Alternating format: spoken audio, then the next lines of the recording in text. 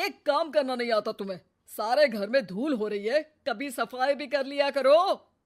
यहाँ पूरा दिन लगकर दोनों बाप बेटे का काम करो, साथ में ताने भी सुनो। जब मैं बोलती हूँ कि ऊपर वाले पोर्शन में किराएदार रख लो, अरे सफाई भी रहेगी, पैसे भी आएंगे, तब तो किसी को मेरी बात सुननी नहीं होती। हो गया टैप रिकॉर्डर शुरू। ये कहते हुए राज घर से बाहर निकल जाता है, जिसके बाद शिविन अपने कमरे से निकलकर नेहा के पास आता है।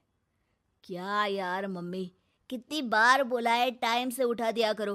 हो गया ना मैं कॉलेज के लिए लेट। दुनिया की सारे गधे घोड़े बेचकर तो तू सोता है। पता भी चलता है तुझे कि मैं कितनी बार उठाने आती हूँ। बस दोनों बाप बेटों को घर से निकलते हुए लेट होने की फिक्र है।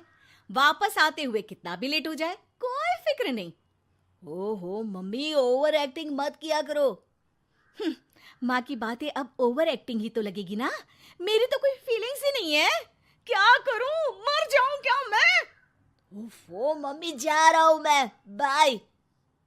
शिविन चला जाता है और नेहा बेचारी किलस्ती अपने घर के कामों में लग जाती है। इसी तरह चलती है नेहा की जिंदगी, जिसमें उसके ज्यादा बोलने वाली आदत की वजह से उसका पति और बेटा उसकी फीलिंग्स की कदर किए बिना हमेशा उससे दूर भागते रहते हैं। पूरा दिन घर में अकेले रहो और जब पति या बेटे से बात करने जाओ तो उनके नखरे अलग। अब मुझे ही कोई अच्छा किराएदार ढूंढना पड़ेगा। इसी के साथ नेहा किराएदार की खोज शुरू कर देती है, जिसके कुछ महीनों बाद दूसरे शहर से यहाँ पढ़ने के लिए आई निम्मी घर ढूंढते हुए नेहा के पास आती है और वो उसे किराए पर रख लेती है। अगली सुबह हमेशा की तरह राज और शिविन अपनी जल्दी में होते हैं कि निम्मी वहां आ जाती है। दीदी, थोड़ी चीनी मिलेगी, वो कल ना राशन लाने का समय ही नहीं मिला। निम्मी को देखते ही दोनों बाप बेटे की जल्दी वहीं खत्म हो जाती है और वो निम्मी को इम्प्रेस करने की रेस में भागने लगते हैं। अरे मम्मी को क्यों परेशान करना, मैं हूं ना। अरे तूने आज तक अभी किचन की शक्ल भी देखी है? रुको, मैं लेकर आता हूँ। चीनी का डिब्बा कौन सा है और कहाँ रखा है वो तो पता नहीं है दोनों को। फिर चीनी के अपने मुंह से निकलने जा रहे हो किचन में? अरे मैं तो बस तुम्हारी मदद करने के लिए बोल रहा था। है क्या मदद? और वो भी तुम करोगे? सच में? अरे कोई तो सच बताओ। सुबह सुबह दोनों बाप बेटे कोई सूखा नशा करके तो नहीं आ गए ना?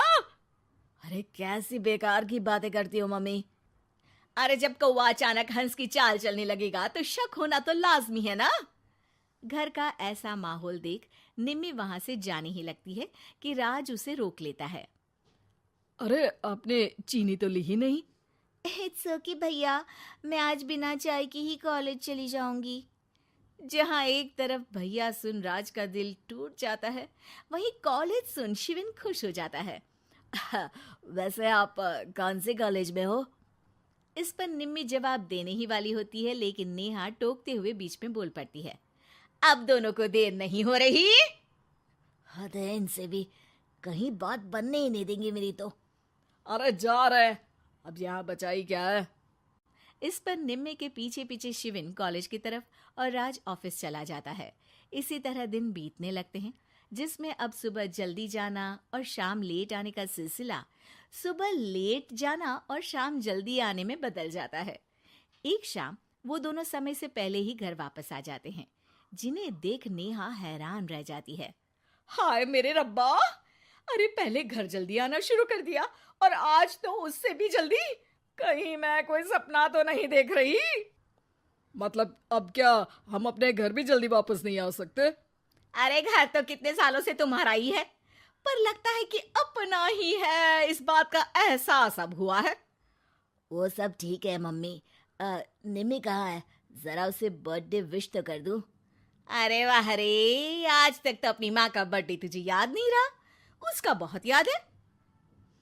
वो तो मुझे पापा ने याद दिलाया है। हैं? अरे क्या बोल रहे हो तुम झूठे? नहीं बेबी, देखो मुझे तो तुम्हारा बर्थडे भी याद नहीं रहता, तो उसका कहाँ से याद रहेगा मुझे? तौबा, मैंने तो किराएदार रखकर अपने ही पैर पर कुल्हाड़ी मार ली। बेटा तो बेटा, यहाँ तो बाप भी किसी से कम नहीं है।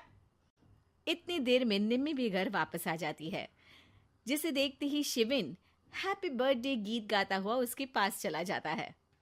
हैप्पी बर्थडे निम्मी। बताओ आज क्या चाहिए तुम्हें? हाँ हाँ, मांग लो ना इसकी जान। अरे नहीं नहीं, मुझे कुछ नहीं चाहिए, बल्कि मैं तो आज आप लोगों को कुछ देने आई हूँ। क्या क्या देने आई हो?